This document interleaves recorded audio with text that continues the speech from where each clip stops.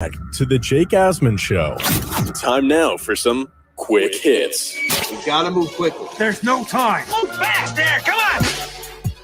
And here we go on a Monday installment of America's favorite sports talk radio segment. It is time for quick hits right here on the Jake Asman Show. And quick hits this morning is brought to you by Davis vs. Berrios, because on Saturday on pay-per-view, two-division world champ Gervonta Tank Davis sets its sights on history and a title in a third weight class against champion Mariel El Azteca Berrios. So it should be a good fight. Saturday, pay-per-view. Check it out.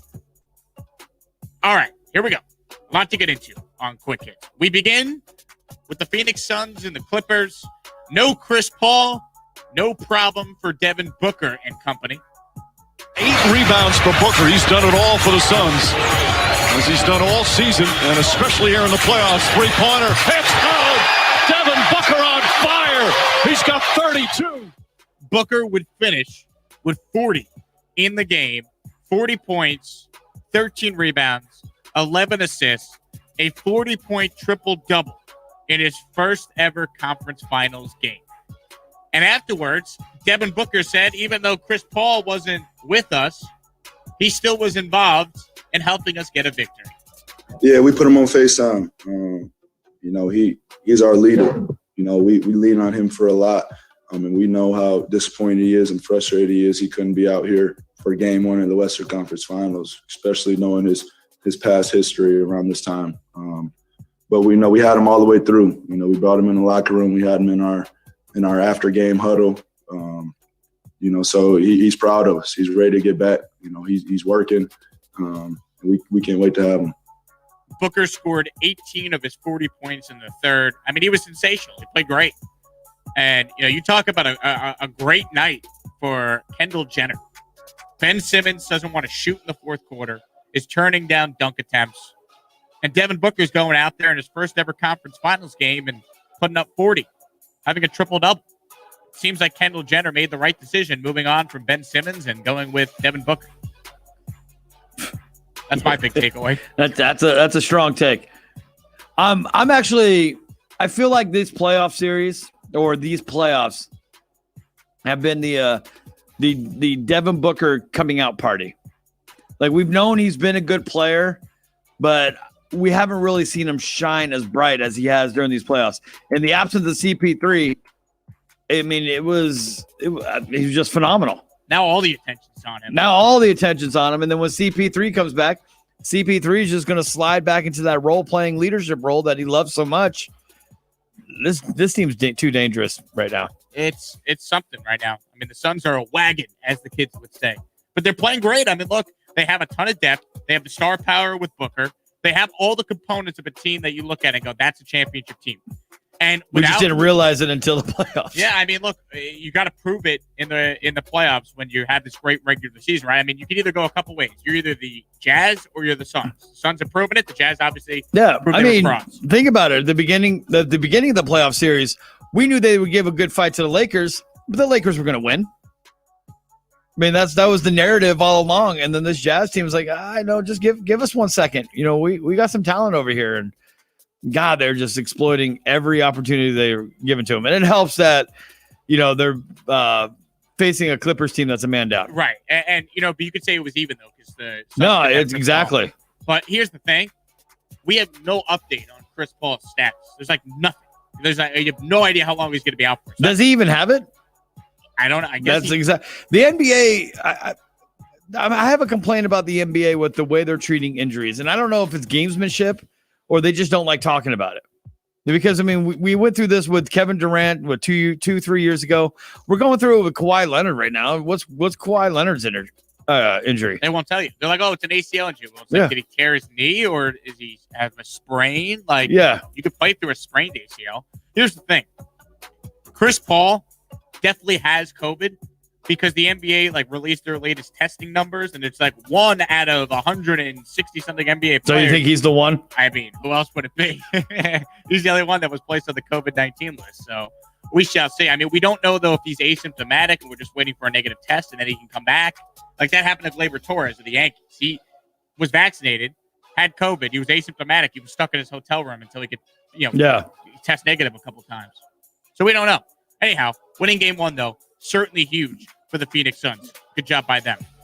Atlanta, they took down the Sixers last night. We talked about it in the first hour of our show. They beat the Sixers 103-96. Trey Young did not shoot the ball well, 5 of 23 overall, but hit some big shots down the stretch, finished with 21 points, and afterwards, he was asked how it feels to eliminate the Knicks on their home floor and then follow that up by eliminating the Sixers on their home floor. We went to 2 tough places and played, and it was a great environment. Loved it. Loved talking. Loved everything about it. It's been great. We got 2 victories, so I'm happy about that. So it's been fun. It has been fun. Well, I guess that's an understatement. Nah, here's another player who is capitalizing the NBA playoffs to the best of his ability, making himself a household name. Yeah, look at the Final Four right now. Trey Young, Hawks, Giannis, Bucks, Devin Booker, Suns. Like, the Clippers are the only team that's left that has, had the, well-known established star power in Kawhi coming in, and now he's not even there. Yeah, or even a Paul George. Well, George too. He's played well. But we're looking at them as this is the veteran team, the Clippers. The Clippers certainly are the veteran team. So, and the Suns are the young upstarts. Then I'm liking what Trey Young is doing, and right now, I'm kind of leaning towards a Hawks-Suns final. Because Giannis has looked the Bucks, not Giannis so much. Giannis with his free throws, but you think the Hawks are going to beat the Bucks? You asked me, did I think the Hawks were going to beat the Knicks? No. Do I think the Hawks were going to beat the Sixers? No. This team just has no quit in them and just keeps finding a way. And the Bucks have proven themselves vulnerable. So why can't the Hawks just capitalize on all that? I'm not going to sit there and say they can't. I do think though the Bucks win in 5 games. Right. I really do. Then are you Bucks Suns or Bucks Clippers? I'm Bucks Suns. Bucks Suns. Bucks Suns. Suns Bucks. Sounds like a last name, Buxson. Buxson. That's my championship prediction. Is we're down to 4 teams left in the NBA. I got the other last name, Huxon. Buxson. There you have it. Let's talk U.S. Open, shall we? Jon Rahm won the U.S. Open yesterday, his first major title, the first Spaniard to win a major. And what was great about Rahm winning is that a couple weeks back, he had to withdraw from the Memorial Tournament up 6 strokes because he tested positive for COVID. So this was Rahm yesterday on the golf gods owing him one. I'm a big believer in karma.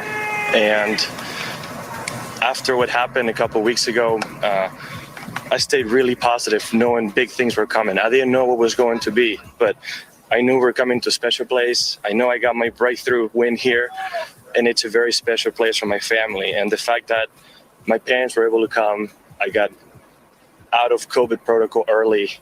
I just felt like the stars were aligning, and I knew my best golf was to come. And I have a hard time explaining what just happened because I can't even believe I made the last 2 putts, and I'm the first Spanish ever to win a U.S. Open. The putts on 17 and 18, his final 2 holes for the lead. Phenomenal stuff. So congrats to Jon Rahm, who I believe collects $2.2 million for winning the U.S. Open. Not too shabby. Not a bad weekend if you could collect $2.2 million. Yeah, right? Especially considering how much he lost out. What was it, 2 weeks ago? I guess it was 3 weeks ago now. Is it 3 weeks ago now? 2-3 weeks ago? Yeah. Kind of half thought the USGA would send out some guys in green jackets or something out to the 18th hole when he was all wrapped up and go, sorry, we got something to tell you. Congrats to Jon Rahm, U.S. Open champion. Let's talk some baseball, shall we? It was a great weekend for the New York Yankees. How about winning a baseball game yesterday on a walk-off triple play? This could be 1, 2, on the first. It's a triple play. They've done it again. 3 times a charm, and the Yankees win 2-1. Can you believe it? Unbelievable. Aroldis Chapman on the mound for the Yankees, protecting a 2-1 lead.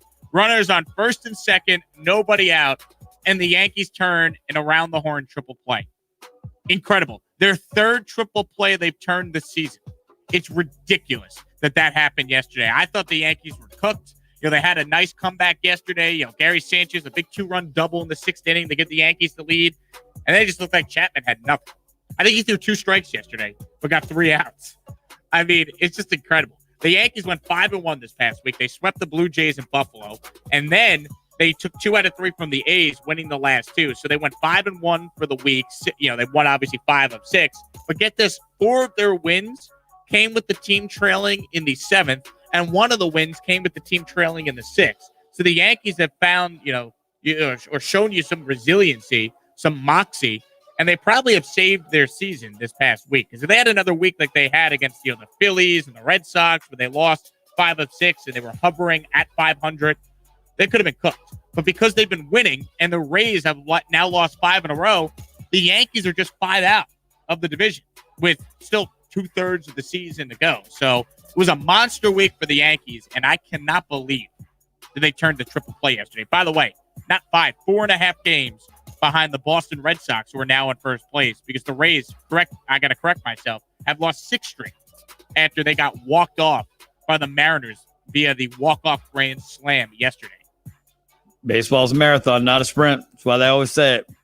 Yeah, because you got the Yankees dead in the water about 2 weeks ago. Now they're looking at life. Now they're alive. All right, so what's the record of triple plays in a season by a team? I actually don't know the answer. I know. We need to figure that one out because that's something to look forward to, right? Unless it's like 10 or 12 and then forget about it. But here's a crazy stat for you. Since from 1965 to 2010, the Yankees didn't have a single triple play. I believe it. From 2010 to now, they've had 6 of them, including 3 this year. Yeah, so half of them came in the last 2 months.